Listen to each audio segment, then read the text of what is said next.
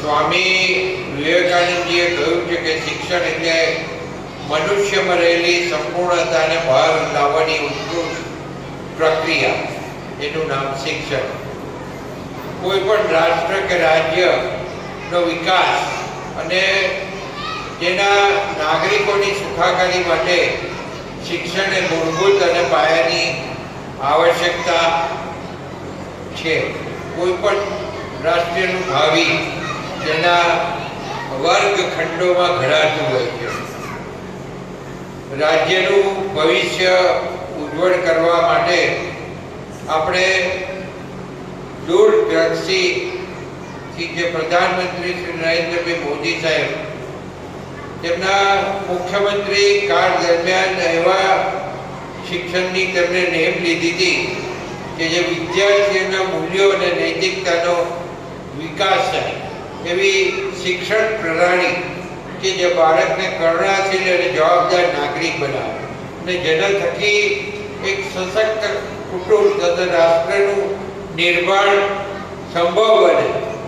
અને તેમણે શાળા પ્રવેશોત્સવ કાર્યક્રમને એક ઐતિહાસિક લોક આંદોલનમાં ફેરવી દીધો હતો. જે વખતે દેશના વડાપ્રધાન નરેન્દ્રભાઈ મોદી સાહેબ આ રાજ્યના મુખ્યમંત્રી તરીકે હતા ત્યારે આ શાળા પ્રવેશોત્સવ અને કન્યા કેળવણીનો પ્રોગ્રામની શરૂઆત કરી હતી. મને બરાબર યાદ છે કે ત્યારે પણ અમે દરેક સ્કૂલોની અંદર અમારા સરકારી અધિકારીઓ હોય, મંત્રીઓ હોય, સીએમ સાહેબ હોય કે કોઈ પણ કર્મચારીઓ અને પદાધિકારીઓ એ શાળામાં જઈ અને શાળામાં વિદ્યાર્થીઓને એડમિશન અપાવવાથી માંડી, શાળા પ્રવેશોત્સવ કરાવવાથી માંડી અને કન્યાઓ પણ કન્યા કેળવણી માટે ખાસ કન્યાઓ ભણે એના માટેનો એમનો જે આગ્રહ હતો એના માટે અમે ઘણું બધું કામ કર્યું અને એ બધું મોદી સાહેબની પ્રેરણાથી કામ કર્યું.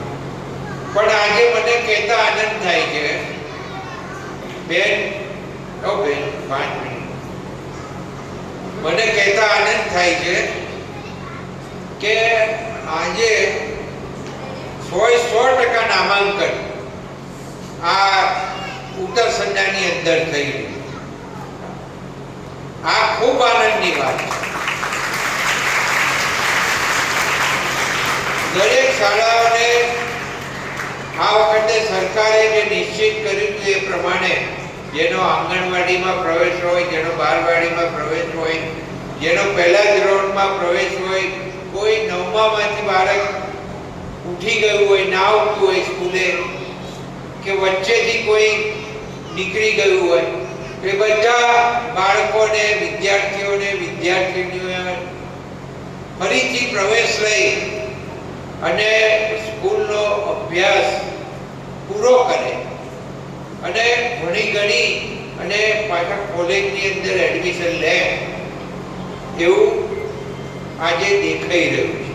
My school is one such future-ready school where I understand each and every concept taught in the class and don't rote learn, where teachers don't just use books and blackboard to teach but use new ways of teaching and learning like audiovisual learning, activity-based learning and group activities which enhances my conceptual understanding. My school also teaches coding, which is an important 21st century skill.